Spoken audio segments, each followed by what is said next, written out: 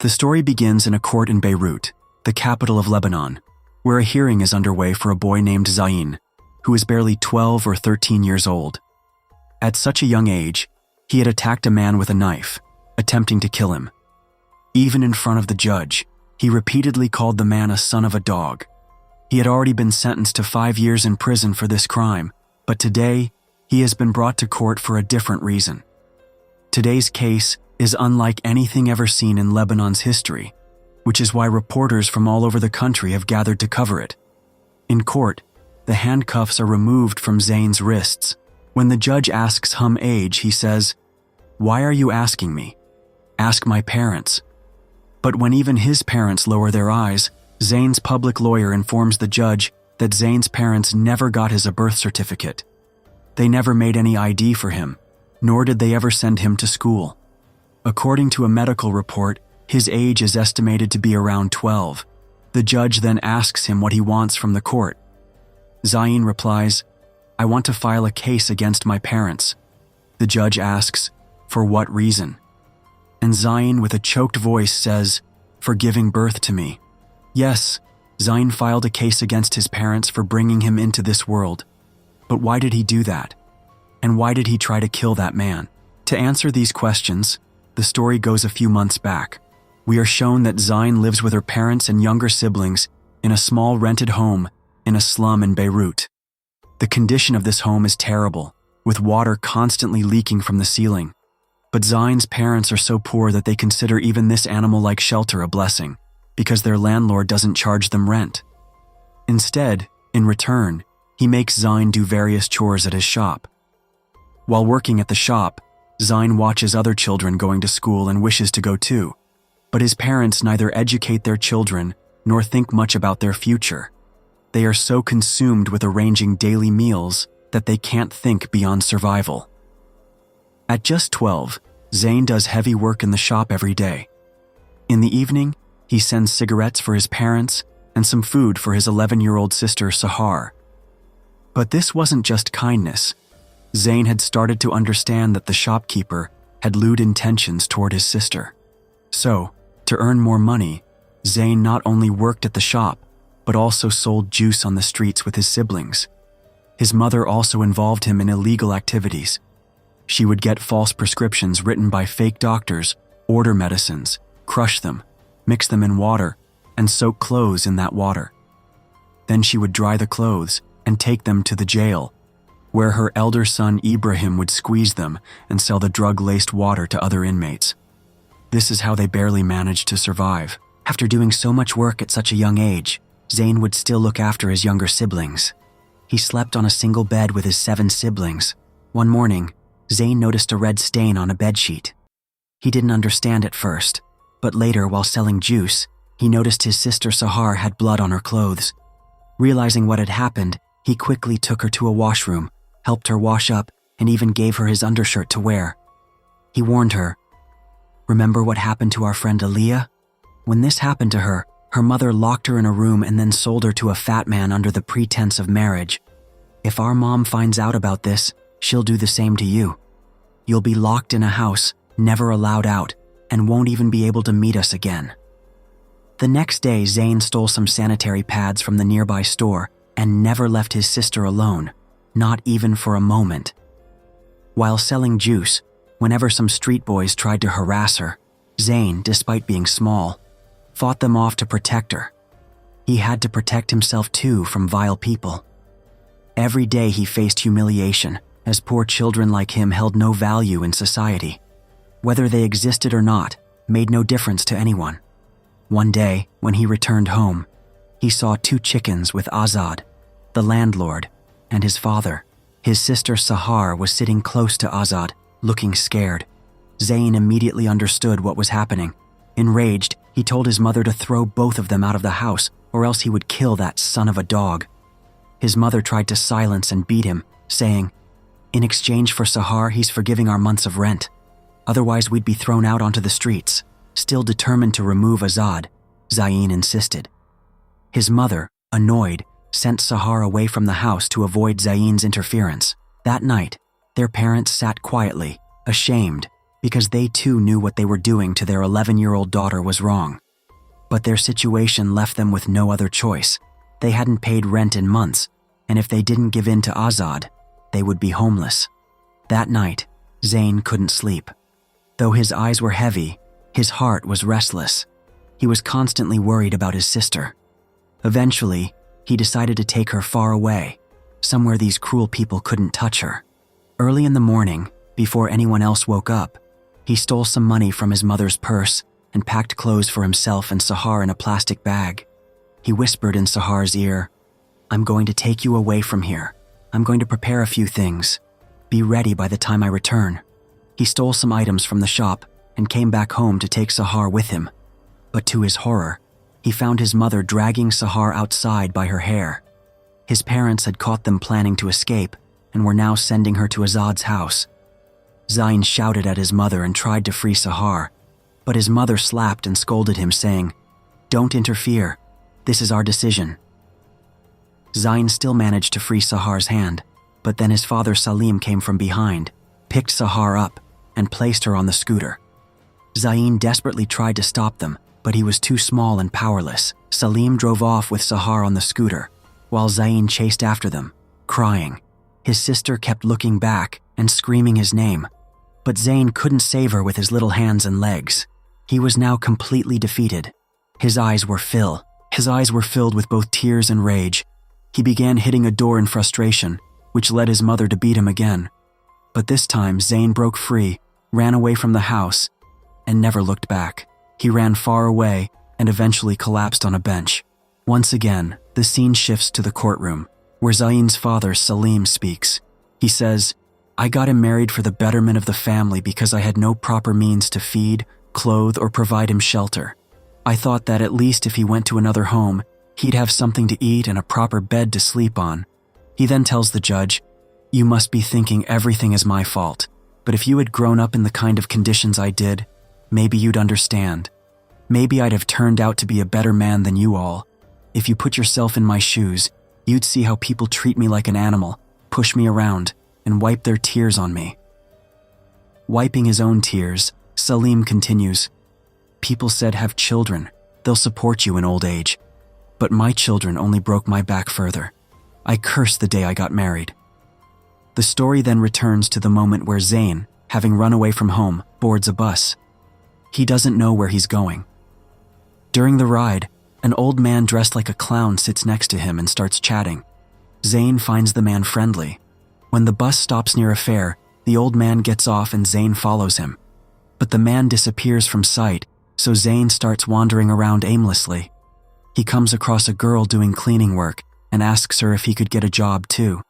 She introduces herself as Tigist. Though she doesn't offer him work, she starts looking at him with curious eyes, lost in thought. Tigist has a baby, whom she brings to work and hides inside a toilet cubicle.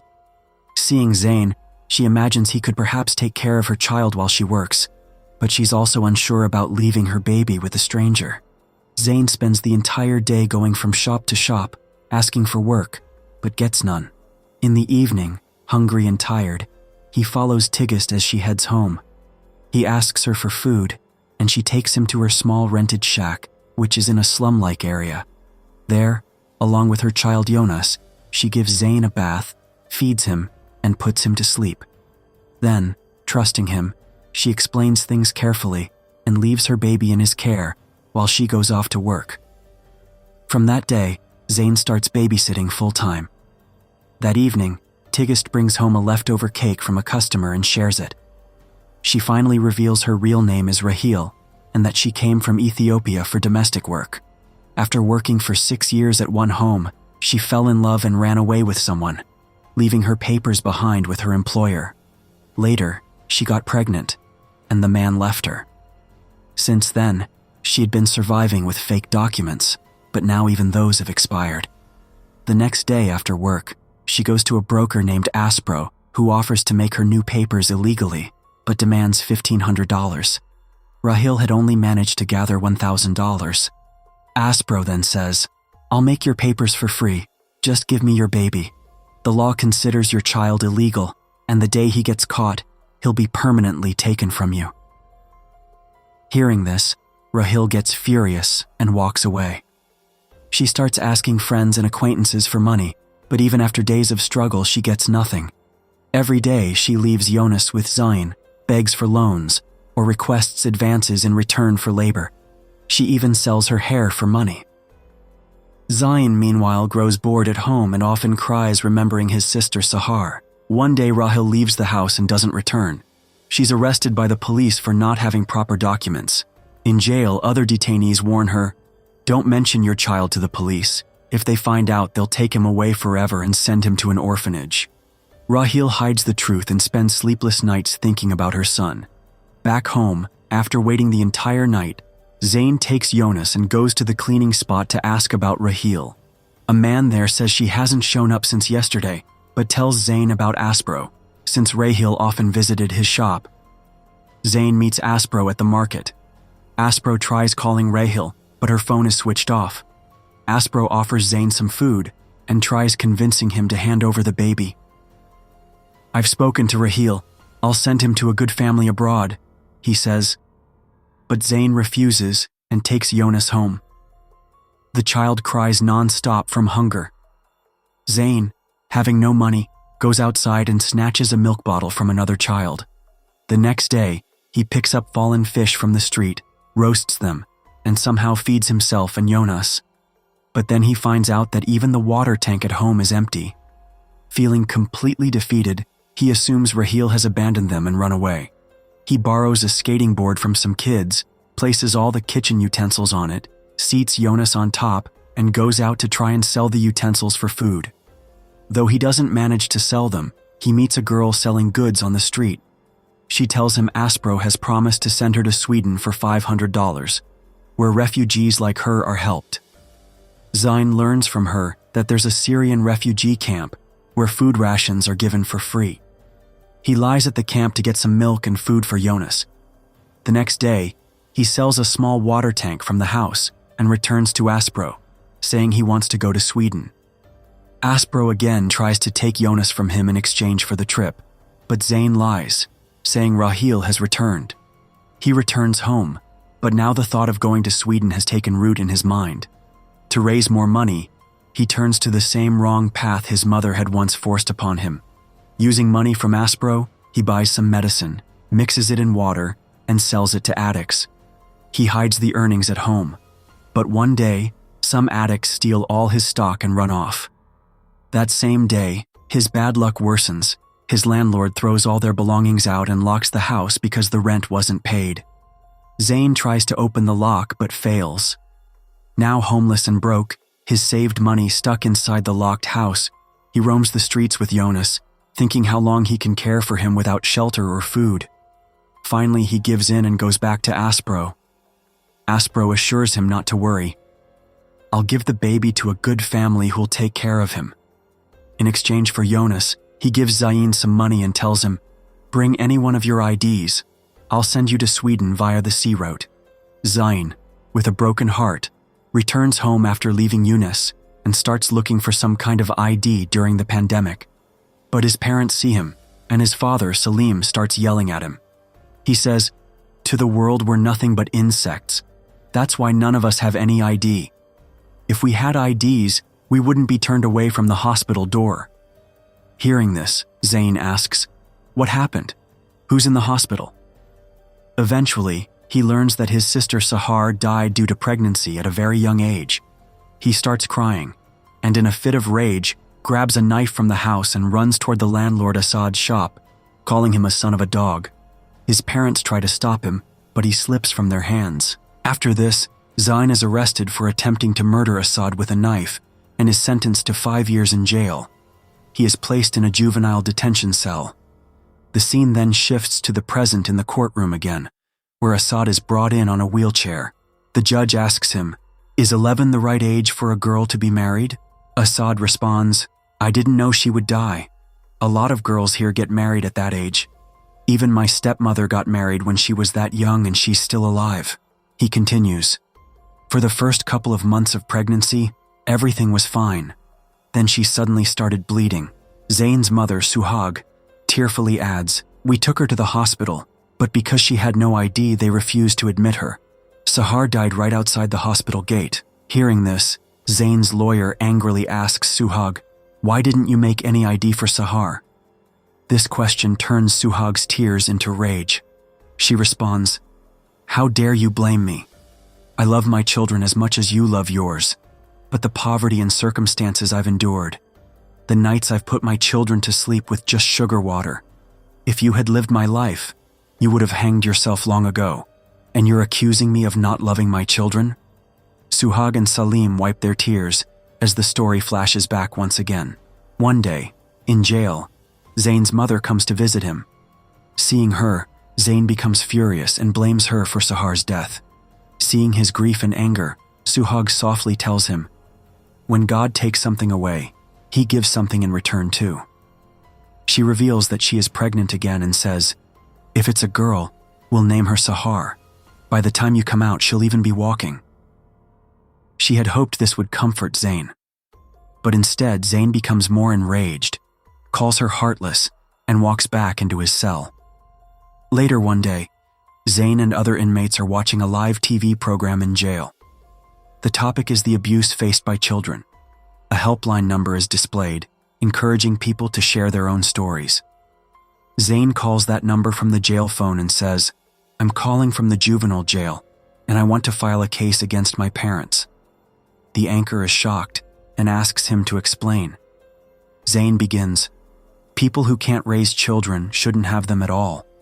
Kids like me only get beatings, humiliation, and hunger. We are treated worse than animals. Our lives are nothing short of hell." He continues, "I used to think I'd grow up to be a good person, that people would love me. But forget people.